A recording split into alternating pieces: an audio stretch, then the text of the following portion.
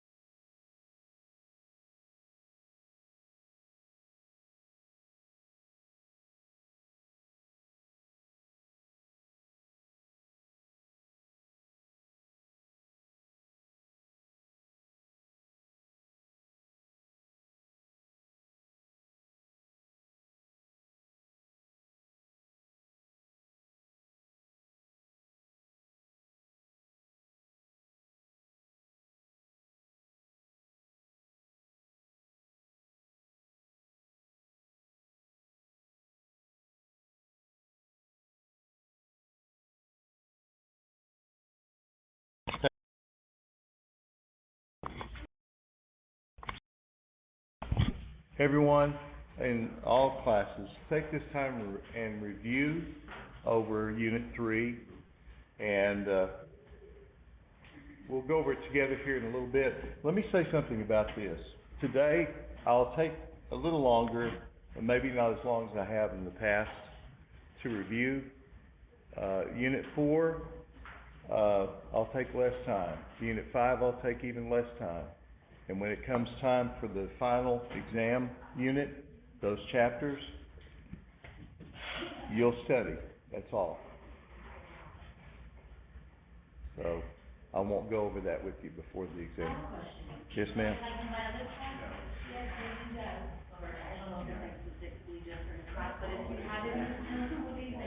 Not in this class.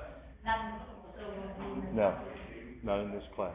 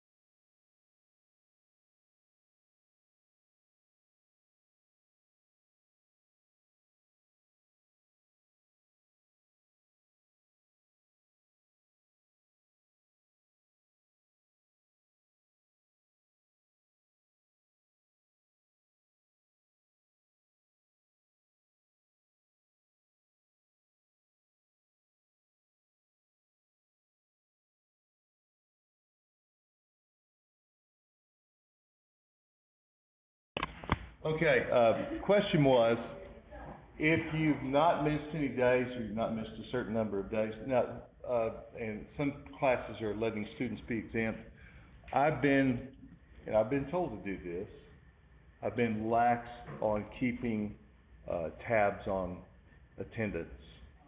I appreciate those of you that have attended, and those of you that have missed more than 3 or 4 or 5 classes, usually you're dropped, okay, if you miss 5 classes, unless you arrange to make it up. We've not done that this time just because of the whole situation, right? So it's been hard for me to keep track of every time. I haven't had a student sign a list. Some people were afraid to sign a paper that someone else had touched. You know how it is. But because of all that, but I never do that. I never exempt students from the final. Some classes do and some don't. But I'll tell you this, if you did not, I gotta find it, it's here somewhere. If you did do the evaluation, switching cameras, if you did do the evaluation, I don't know, I don't see these, I don't know, personally it's anonymous to me, but if you do it, our tech support can let me know, and I will add 5 points to your average before, let me try it one more time here. I'll add 5 points to your average before the final. I'm sorry. Yes. There we go. Yes, sir. I think you actually have to click into, like, we did it, you have to log on. Yes, yeah, you have to log on to Blackboard, then go to the course, like it says here, then go to course evaluation for this course, ARTS 1301. And section 5 here with me, 288 in Lubbock, 541 in Plainview, I believe, is correct. I don't have those numbers right at the top of my head. Anyway, make sure you do that. If you've not done it, and you missed last Thursday and didn't do this, everybody looking at the screen right now, if you did not do this evaluation, it was in the recording. If you missed class, go to that. I'm not going to take time and do it right now, but I will add 5 points on to, they can let me know who did and who did not. and I can add 5 points onto your average. So, yes, sir. So I think that's how that usually we have it improved. Then click points down, and it'll bring you to like a page of all what you did. And then next to the class, will say to improve, and if you don't do that, they can't come from what I understand. Okay, all right. Ours didn't have that, we had to do it in class the other day. It just said put it in. Yeah, I'm confused about how Right.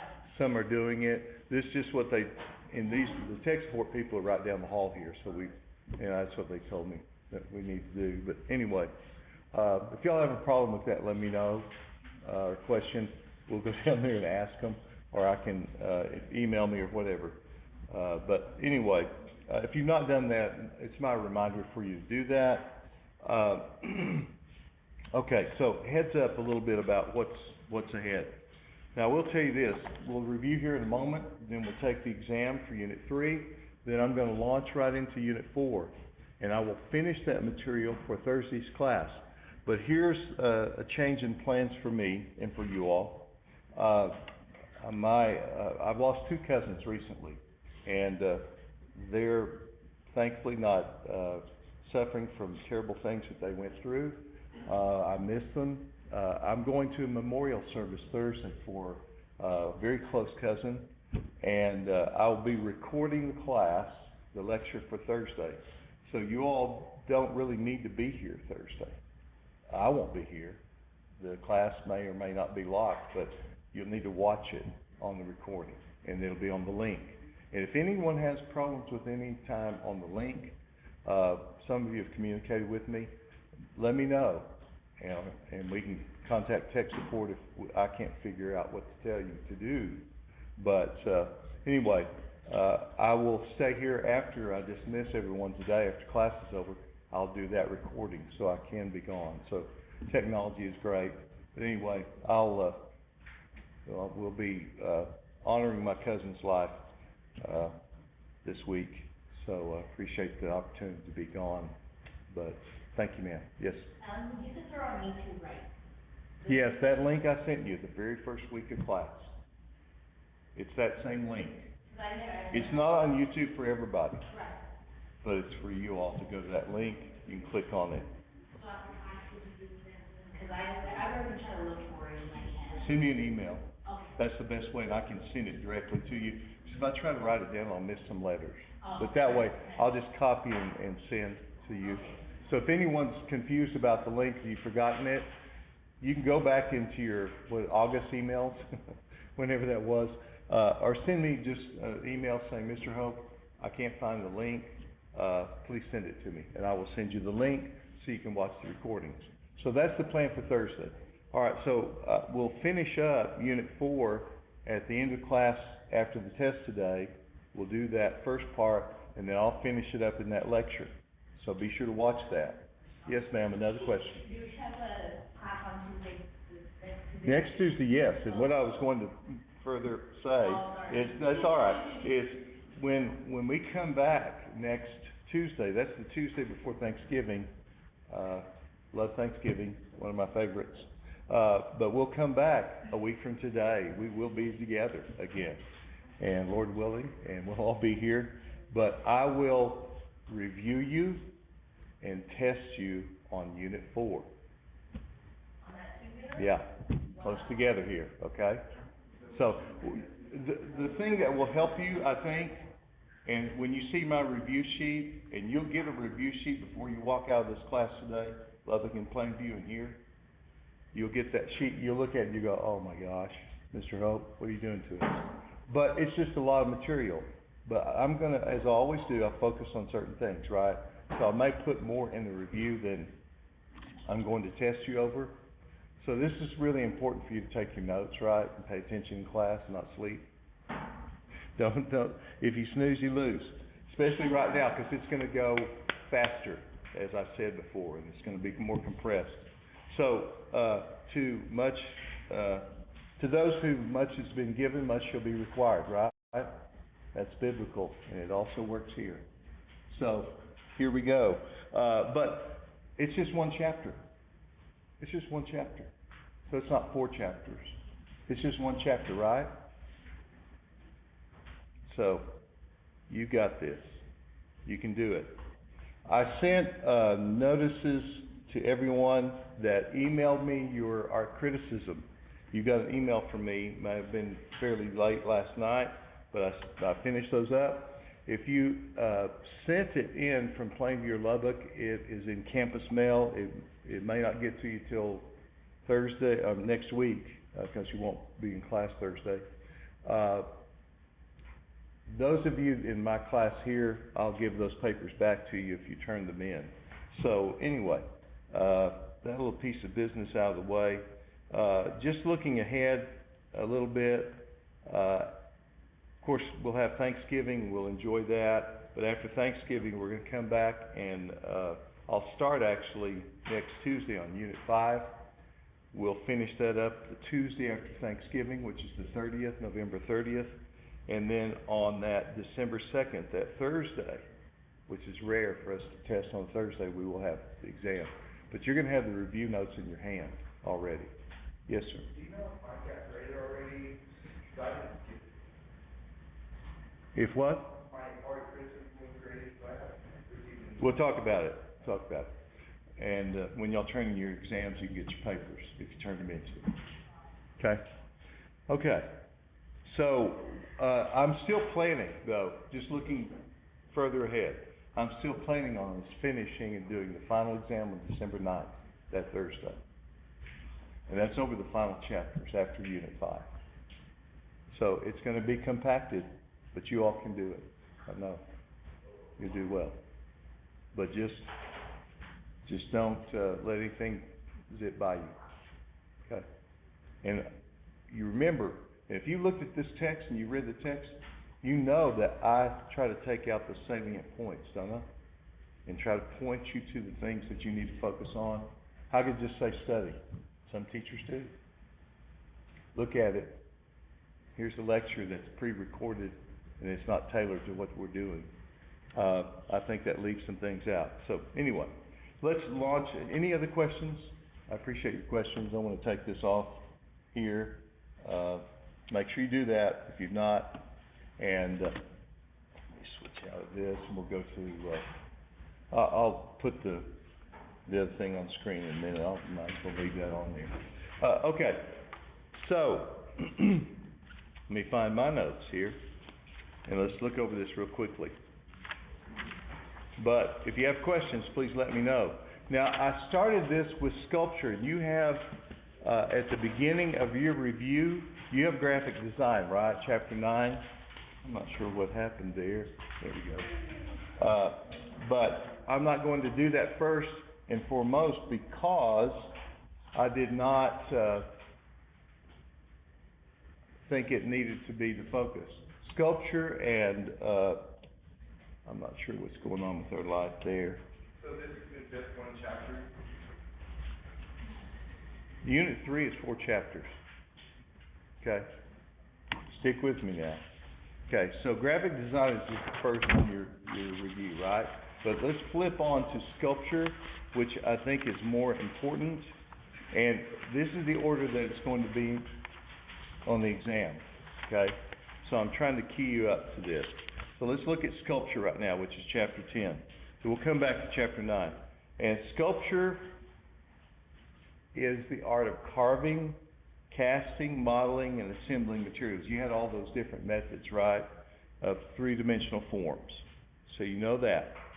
And we talked about low relief and high relief. Low relief is also called what? Bas relief, right? BAS, bas relief. And so, I'm going to keep my screen here, sorry. And so I can go back to it later. So you know that freestanding sculptures are different than relief sculptures, right? That you can see them from all sides. You can walk around them. You know that there are two basic processes. You take away material like chiseling, that's what process? Subtractive, right? You're taking it away. And then you have additive processes. And Modeling clay and other things is part of that, but casting is also lumped into that too, casting metal and so on as part of the additive process. And you can take a hammer and chisel or a chisel and hammer, carve stone, you can carve wood, you can carve a lot of different things. So we talked about that, and then we talked about casting, and that metal is usually cast, even my wedding band here was originally wax. If you're wearing jewelry, probably it was originally some sort of wax. And they cast dozens of these at a time on little, you'll see a sprue tree, they'll have these little wax rings on there, and then they'll put it into the process we saw before where they melt, they make a mold, they melt the wax out of the mold, and they put silver, gold, or bronze, or whatever in that mold. So the wax is lost, so that's the lost wax process. But then you've got metal, right, to take the place of that. So we talked about all those. We talked about construction and assemblage. Construction, you just put different things together. Assemblage is assembling things that are already made. Construction, you could say almost any materials. So the same thing with assemblage. But then you have this other category where you take a real item and you repurpose it. We might call that recycling, but it's called ready-mades when we talk about sculpture. Picasso's bicycle seat and handlebars. He put them together, hung it on the gallery wall, and said it was a bull's head. That's a ready-made. The repurposing something. And then we talked about public art and all the categories for anything that's a public art piece. The mosaics in Levelland, the fiberglass cows, the bronze sculptures that are in Plainview, bronze and all kinds of materials that are on the Tech campus and around Lubbock, those are public sculptures. But then we talked about the other category, and those are monuments. And I'm going to put this up here real quick. Monuments are what? What's different about them? They're public, right? But what is different about a monument?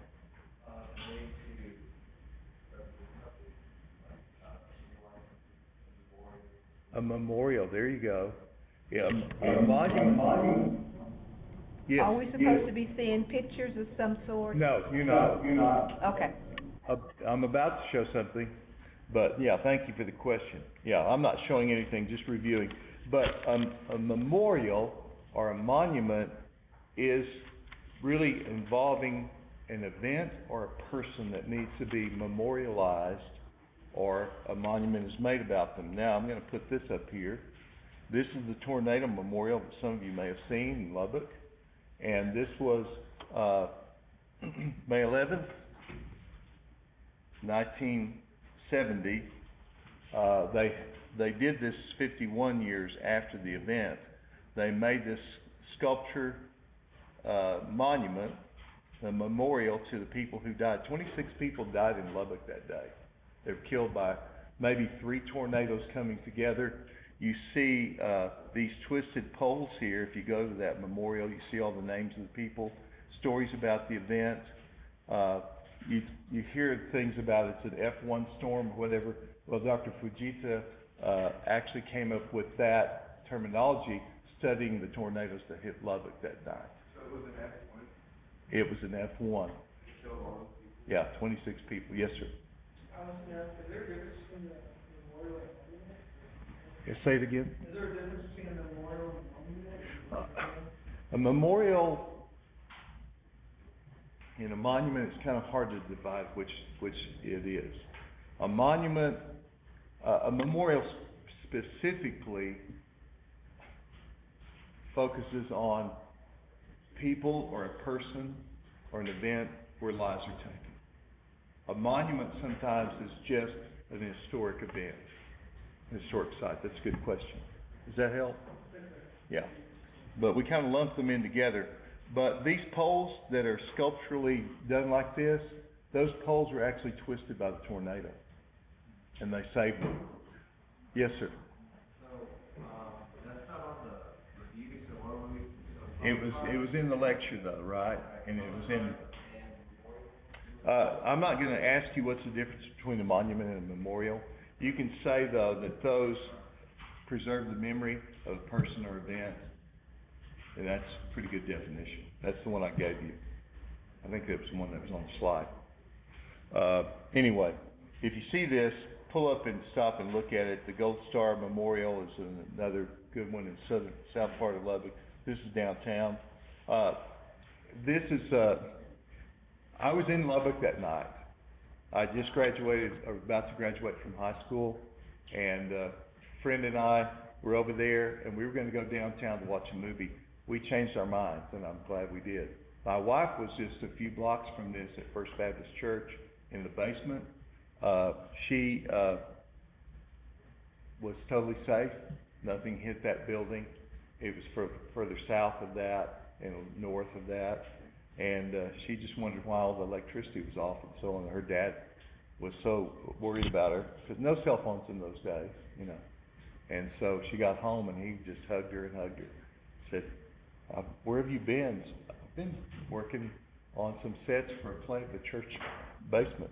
Anyway, my aunt and uncle's house was damaged that night. I worked in Lubbock after the May 11th tornado, repairing electrical damage. I worked that summer, and I saw things I couldn't imagine. There was one house that's still vacant lot there in the country club area, and it's just a concrete slab, and the entire house was gone, and that family was all killed. And when we were putting up power lines in that alley, it still gives me chills. We found some family photographs in the weeds out there. And so we gave them to our boss, and he I guess tried to find family, someone. But it was quite an event. So things like this, you know, those memorials, they're sculpture, they're public art, but they are things that focus on a person or people that needs to be remembered, and it's usually something that is not just an historic event, but it's something where people lost their lives, just like the 9/11 Memorial, Oklahoma City Memorial, and so on. Okay, any other questions before we move on? Let's look at architecture. Now, I said this, and this is my first statement in your review. Out of all the arts, you can start with drawing, you can add painting, you can do your favorite things, ceramics, photography, whatever. Which one of the arts most affects your daily life? Architecture has to be it, right? If you can make a case for drawing affecting your life more than architecture, I would love to hear that argument. I don't think you can make it, right? Because we are in the safety of a building right now. We're climate controlled, and we can have security and privacy and so on. So architecture is the design of those spaces, personal spaces, public spaces, and so on. We talked about what the front of a building is called, right? That's the facade, and that's how you say that word. And then we talked about some different types of construction. We looked at ancient construction where they just stacked stones together with no mortar. What do we call that? Dry masonry. Dry masonry. It's just stone. That's the idea of masonry, but it's not bricks laid with mortar. It's just stones stacked together. In fact, you saw the ones at Machu Picchu. They're so well fit together you couldn't put a piece of paper in between them. That's how well they're made. And then we talked about forms of construction, especially, you know, there were the post and lintel where they had columns going up and they had a big piece of stone across it. That's post and lintel. But the arch was a major development. And the arch where an area was spanned by the stones being stacked together in a certain way, but it had that wedge-shaped stone at the top, you remember? That was key to that arch working. And that's called what? A keystone, right? And then we talked about developments of other things after that. And we talked about the dome. If I ask you what's the relationship of an arch and a dome? Well, the dome is just an arch on the 360, right? It's an arch that's full 360 degrees, circular. So that open area is spanned by that dome to just like the dome here on this campus, the Texan Dome, right? It has girders inside there that help support that weight, not stone, not a keystone, but, I talked to some guys, that worked on putting that, video system in there. Y'all seen those video screens and how amazing that is? Those weigh a lot. And they had to go back in and reinforce those trusses, which are acting like a keystone in that dome, or that was going to start compromising the structure of the dome. So, anyway, we talked about all these different things. We talked about wood has advantages. It's renewable material, right? Have you priced wood lately? Price has gone up just because of supply and demand and so on. But wood has its drawbacks because it can be burned and it can be damaged by insects and so on. But we talked about wood framing, or sometimes called balloon framing, wood frame construction. You see it everywhere, right? There's a boom going on in Lubbock. I don't know how people pay for these houses, but they do. And Plainview's the same, Levelland's the same. They're building, applying for permits. Anyway, we talked about wood frame construction, then we talked about steel cage construction. Steel cage makes possible huge buildings, right?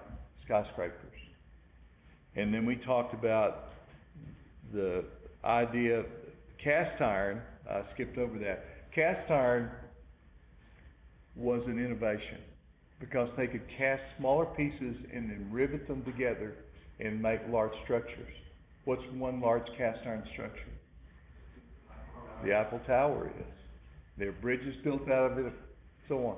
But one drawback in cast iron is it takes constant maintenance and exposure to the atmosphere. Steel cage can be covered, but it's more, tensile strength is stronger, structure of the metal is stronger. We talk about concrete.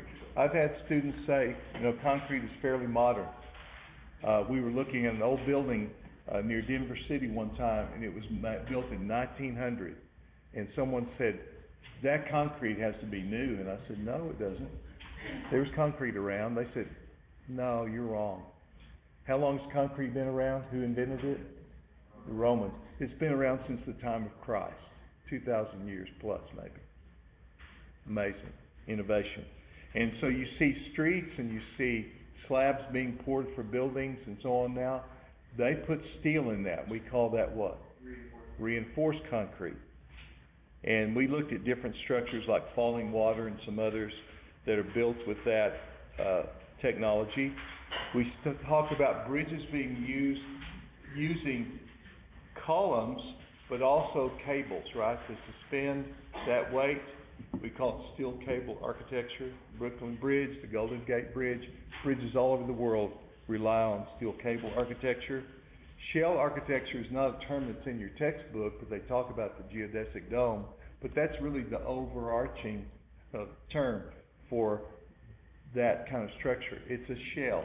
And I talked to you about Buckminster Fuller and the geodesic dome based on triangular, hexagonal, pentagonal structures linked together and to make a spherical shell.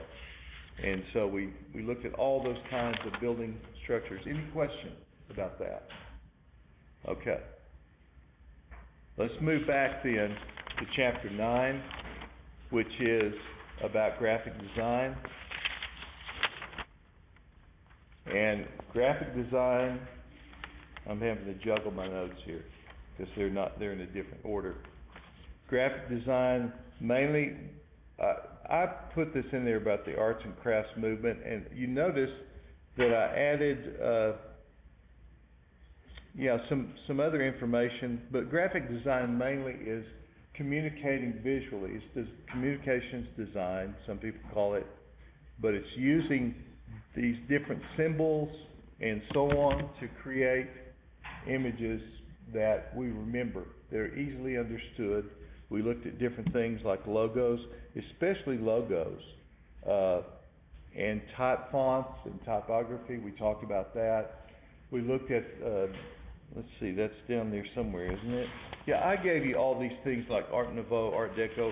That was from a previous unit. textbook. But you hear those terms sometimes, they're still influential today in design. And even things like typography and graphic design. You remember we looked at the Bauhaus, that German school of design? It's still very influential in simplified design, and especially there's the font called Bauhaus, and we looked at that. But you see these typefaces. On the screen here is the logo for South Plains College, right? You have that big stainless steel sculpture in front of the school there on College Avenue. That is the logo. These letters kind of stylized and modernized and linked together here. That's a logo, and a logo, we said, is this distinctive design for a business or organization that we remember. When you see it, you know that's what it is, right? You identify with it. So we have all those different things that we talked about in graphic design, but I didn't focus on that as much. And then let's flip to chapter 11, which is the next page, and talk about craft. And craft, some people blur the line between the two. Some people separate fine arts and crafts over here. We I can't think hear they're you very much anymore. the same. You cut us Pardon? off. Pardon? They can't hear you anymore. You can't hear me? Can you hear We me? can now, you broke out. I'm sorry? I can't understand. You cut out for a minute, but you're back. Okay, very good. All right. Thank you. Yeah. Thank you for letting me know. Traditional craft media is how it's listed in the text, chapter 11. Crafts is fine art. I really think crafts are just as important as fine arts. Yes, they may be things that we use every day, coffee cup that we use or whatever. The design of my ginger ale bottle is really in that design, and some people call it industrial design. But all the crafts and all the design are really linked, I think, and they take artists to do them. But we focused on ceramics. We talked about the different types of ceramic ware, earthenware like flower pots, stoneware, and each of these is fired a little higher. The highest fired is porcelain. It's the strongest. It's what sinks and toilets are made from. And so you have those three. We'd already talked about glass and hot glass and Chihuly. I did show you this on the last page there, the work of Louis Comfort Tiffany. Now, I've been to Tiffany's jewelry store in New York City. The only thing I could afford in there was a little a money clip, and if I would have bought the money clip, I wouldn't have had any money to put in it. They let you look at all the jewelry there, but that's Tiffany and Company. That's not the same as Louis Comfort Tiffany, who made the beautiful stained glass windows, the lamps, and the beautiful glass work that inspired Chihuly. So remember, Louis Comfort Tiffany is the one that's known for stained glass. And of course we looked at Chihuly and all the different types of things like fiber arts and so on. Now, any questions from anyone about any one of these 4 chapters? I'll let you look over your notes real quickly, and then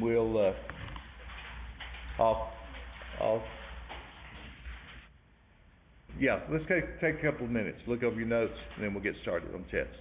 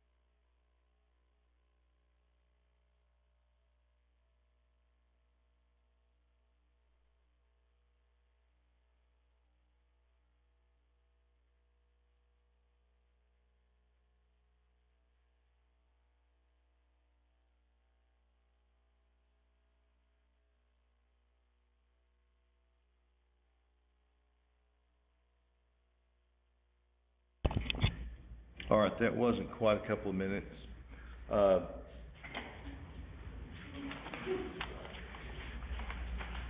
Try to finish up, and then I'll have you put your notes away, and then we'll test.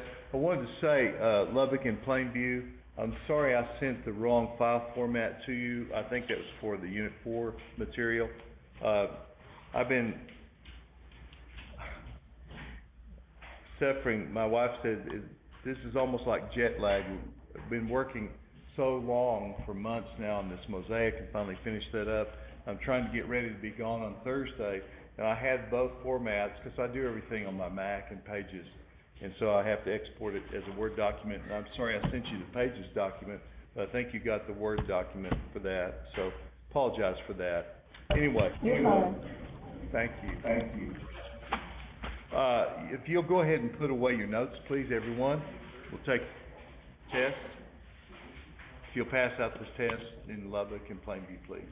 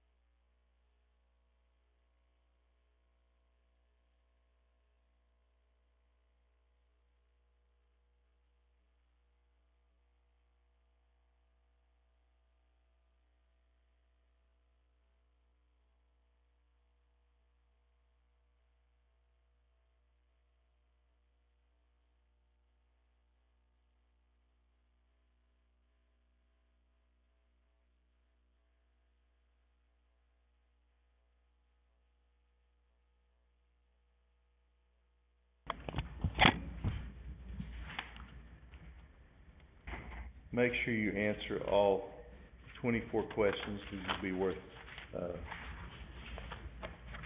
little different than normal, but we'll work that out. Now, I think I may have a bonus for you. I'll try to put it up here.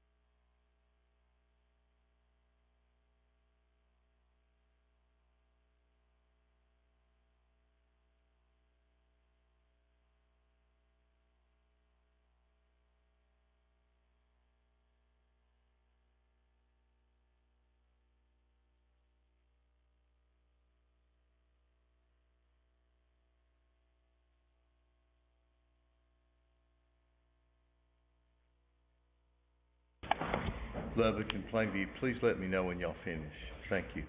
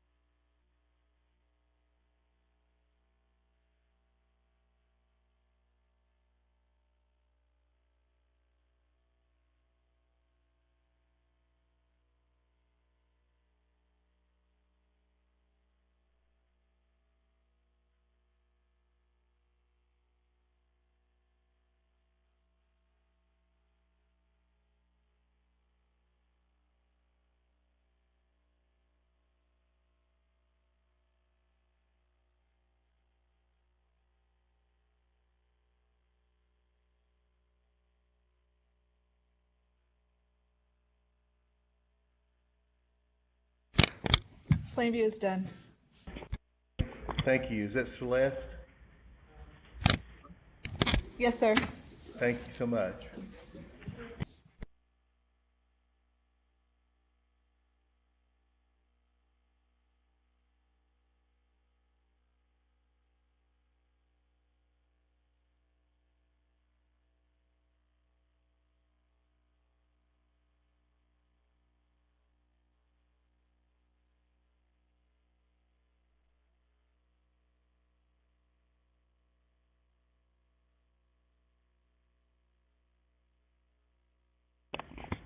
Lubbock, are you finished?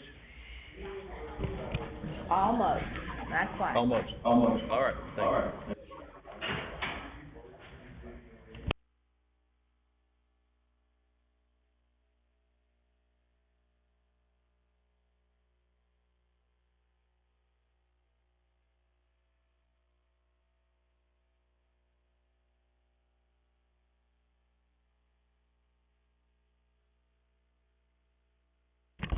Lubbock's finished. Thank you so much.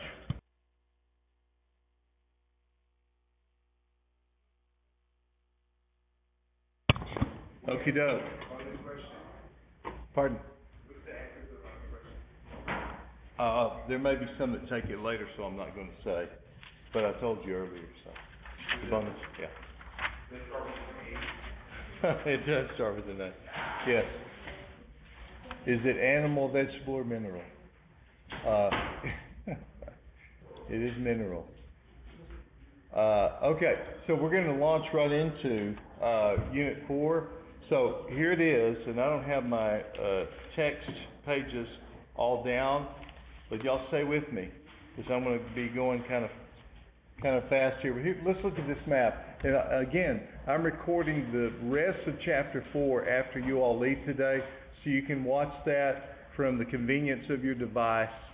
Thursday's class, anytime you miss a class, it may not be convenient to sit down at that time. If you're at home, some people have been sick, different reasons, they've missed class. I would set aside that time, or an hour. If you try to fast forward through some things, you can kind of do that. You miss. So try not to do that, because there's a lot jammed into this chapter. And it really is kind of silly, because I took 2 semesters, 1 year, classes of prehistoric art, just prehistoric art. I took 2 semesters of Greek and Roman art. Just that, in art history. And then I took 4 semesters of modern art from the Renaissance all the way to modern times. So we're just condensing it big time here. So here's the map of Europe. Now, I'll talk about the Americas later on. There's Stonehenge, you see in lower, the British Isles there. You see where, look at the boot of Italy. You see where Rome is. Civitavecchia is one of the little hill towns there, I'll talk about that. Pompeii, you see where it is. I'll show another map later and talk about Ravenna and Venice and so on. You see the Greek islands there. And Corinth and Thebes and Crete, we'll talk about those. And then some of the other places. But this goes all the way down to Egypt and what we call the Nile River Fertile Ribbon, and then we talk about the Fertile Crescent, so we'll go on to that. So let me move on here. Your chapter 14 has a long title, The Art of Prehistory and the Ancient Civilizations in Europe and Mediterranean. Now, this is not in the slides, but I wanted to show you this. 100,000 years is what they've dated this by methods, isotope, radiocarbon datings. They found this abalone shell, and inside it was a bunch of ground up ochre, a natural iron ore. That didn't just happen. Somebody put it there. And they found it in a cave that had been used as a shelter for maybe thousands of years on the southern coast of Africa.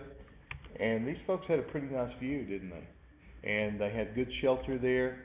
But they were also making art, they were making tools, like you see the stone tools there, and tools out of bone. But they were taking pieces of stone and making some kind of marks on it for some reason. People have always been doing art. They've always made art. And that's the point the chapter makes here.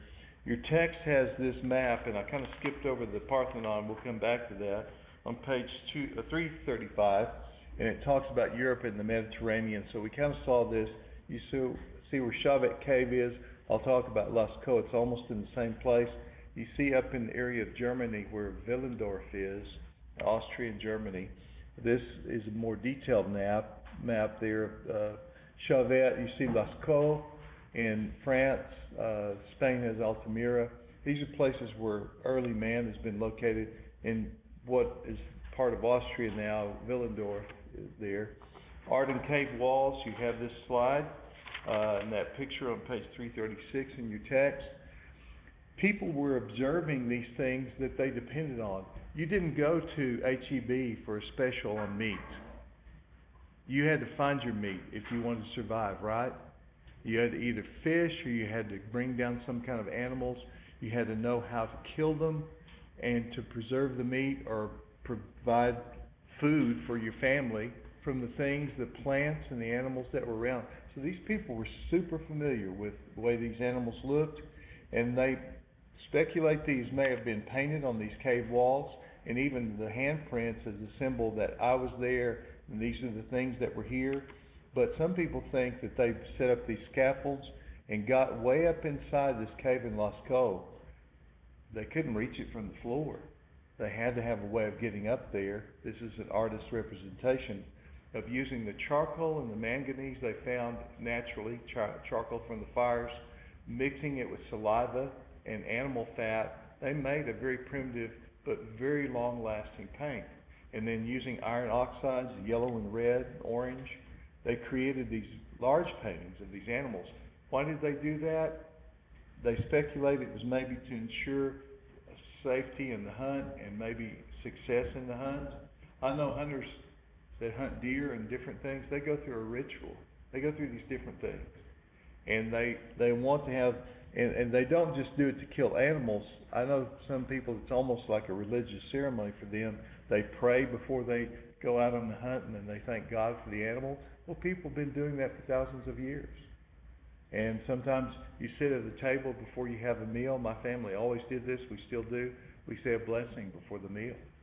And so, not a lot different, right? Not a whole lot different. So these people were painting these things that were very familiar to them, but also very important. Their life relied on them. Look at that date, 10 to 15,000 years BC. I mean, that's 12, 17,000 years ago.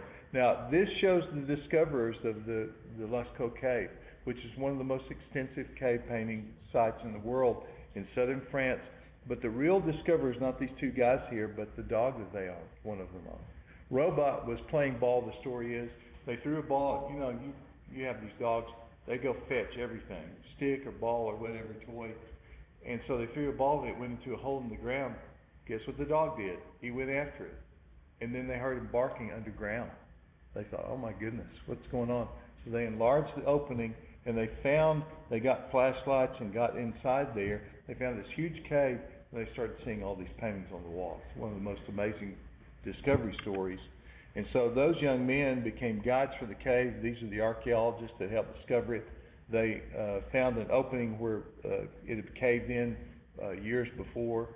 And so it became a tourist site. And people came in to see, look at that pregnant mare there. I mean, someone knew what that mare looked like.